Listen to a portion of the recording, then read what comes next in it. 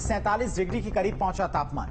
तो दिल्ली एनसीआर के लोग भीषण गर्मी की वजह से परेशान हैं। तापमान लगातार बढ़ता हुआ 47 डिग्री के पार इस वक्त दिल्ली एनसीआर का टेम्परेचर पहुंच चुका है। दोपहर के वक्त सड़कों पर सन्नाटा रहता है क्योंकि इतनी भीषण गर्मी में कोई भी अपने घर से बाहर निकलने से बच रहा है। गर्म हवाओं ने भी लोगों की परेशानियां बढ़ा रखी हैं, खासकर वो लोग जो लोग साइकिल से या फिर बाइक से चलते हैं, उन लोगों के लिए सबसे ज्यादा परेशानियां बढ़ी हुई हैं। लगातार भीषण गर्मी का प्रकोप देखने को मिल रहा है। स्कूलों में छुट्टियां भी बढ़ा दी गई। और चलिए, इस वक्त उत्तर प्रदेश के कई शहरों में भीषण गर्मी को लेकर क्या हालात हैं, क्या कुछ इंतजाम जिला प्रशासन की तरफ से किए जाने, इसके साथ ही लोग गर्मी से बचने के लिए क्या कुछ उपाय करें, ये भी जानने की कोशिश करते हैं। कानपुर से संवाददाता श्याम तिवारी और प्रयागराज से संवाददाता मानवेंद्र हमारे साथ जुड़ गए हैं। मानवेंद्र, सबसे पहले आपके पास आएंगे, चूंकि भीषण गर्मी जिस तरह से लगातार बढ़ती जा रही है और मौसम विभाग की तरफ से भी अलर्ट जारी किया गया है कि आने वाले कुछ दिनों में अभी फिलहाल गर्मी से राहत मिलने वाली नहीं है। ऐसे में स्कूलों की छुट्टियां भी बढ़ा दी गई हैं।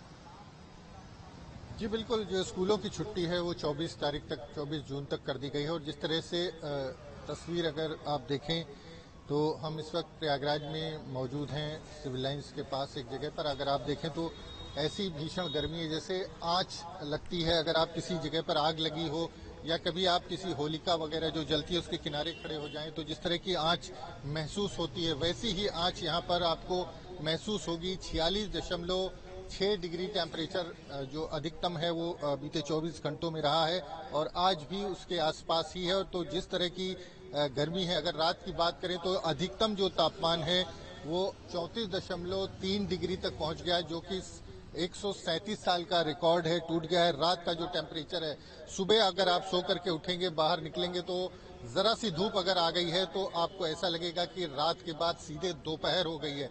तमाम लोग इस गर्मी के चलते अस्पताल पहुंच रहे हैं। कई लोगों की मौत की भी खबर है। अभी यहीं पास में एक महिला मिली थी, उसने बताया कि उसके भाई की डेथ हो गई है, चूंकि वो कल गर्मी में बाजार निकला था और उसके बाद गश खा के गिरा और उसकी मौत हो गई। तो ऐसी तमाम खबरें आ रही हैं। हालांकि सरकारी जो सोर्स होते हैं वो इस तरह की चीजों की पुष्टि नहीं करते हैं, लेकिन तमाम लोगों की मौत की खबरें हैं। देखिए, अगर आप इस गर्मी में निकल जाएं तो अपनी जान हथेली पर लेकर निकलने जैसी स्थिति होती है। और खासकर अगर आप दोपहिया से जा रहे हैं या सड़क पर पैदल या खुलेआम जा रहे हैं, कुछ एहतियात बेहद जरूरी है। उनके बिना निश्चित तौर पर आपकी जान खतरे में पड़ जाएगी। जैसा डॉक्टर्स ने बताया है कि खाली पेट ना निकले, शरीर को ज्यादा से ज्यादा कवर करें और ये जो आग है, धूप की जो आग है, इसके सीधे संपर्क में ना आए।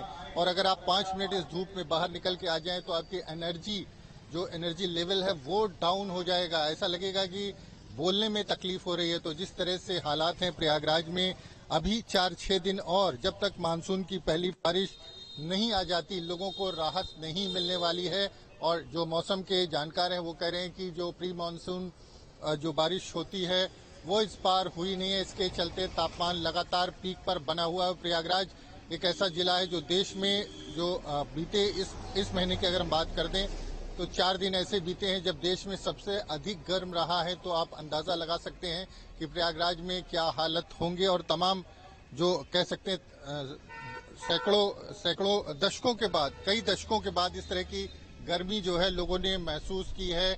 137 साल का रिकॉर्ड टूट रहा है और जो अधिकतम तापमान है वो 48.8 डिग्री गया है, जो कि अब तक का जब से मौसम विभाग की स्थापना हुई सबसे अधिक तापमान प्रयागराज में रहा है। तो आप अंदाजा लगा सकते हैं कि लोग सड़कों पे चलते चलते गश खाकर गिर जाते हैं और इस सड़क पर गर्मी से लोग परेशान हैं।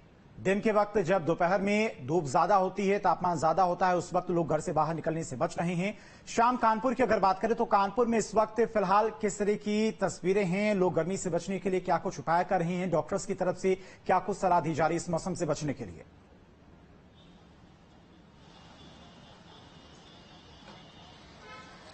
देखिए, कानपुर की अगर बात की जाए तो कानपुर में गर्मी का कहर लगातार बरकरार है। कानपुर में तापमान 45 डिग्री, 46 डिग्री और 46 डिग्री को भी पार कर रहा है। दोपहर में पारा लगातार चलता जाता है। यही वजह है कि दोपहर के वक्त सड़कों पर सन्नाटा भी देखने को मिलता है। अपेक्षाकृत कम लोग घरों से बाहर निकल रहे हैं। जिन्हें बेहद जरूरी काम है वही घरों से बाहर निकल रहे हैं। और इसके अलावा जो रिक्शा चलाने वाले हैं, ऑटो चलाने वाले हैं, वो 10 बजे के बाद अपनी गाड़ियों को खड़ा कर देते